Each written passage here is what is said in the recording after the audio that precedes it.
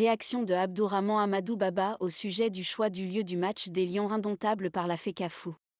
Avant d'aller plus loin, nous vous invitons à mettre une pause à cette vidéo, à cliquer sur le pouce bleu, vous abonner et activer la cloche de notification pour ne rien rater de nos prochaines vidéos. En temps normal, en tant que fils de Garoua, ça aurait été avec beaucoup de satisfaction que j'aurais accueilli l'information selon laquelle les Lions indomptables disputeraient leur match contre la Namibie au stade Roundé-Adjia le 7 septembre 2024.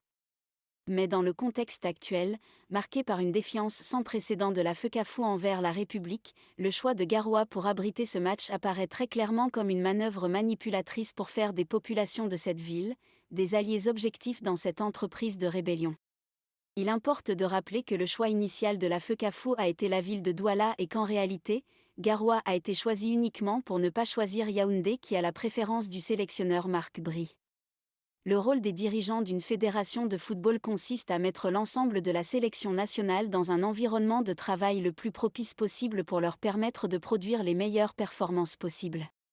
Sauf pour des raisons objectives, les dirigeants d'une fédération ont l'obligation de suivre l'avis du staff technique sur les questions directement liées aux performances sportives.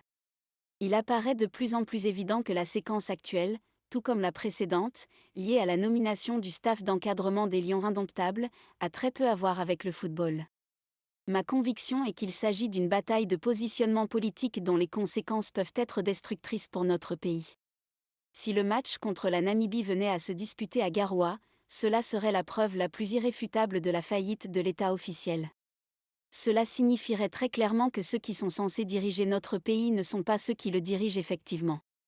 Nous serions donc dirigés par une organisation non identifiée, ce qui signifierait que le Cameroun n'est plus au bord du précipice mais déjà dans le précipice.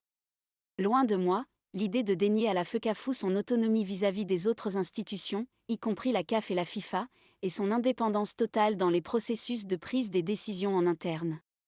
Mais cette autonomie et cette indépendance ne peuvent valoir que dans le respect des lois, des règles et des principes de bonne gouvernance.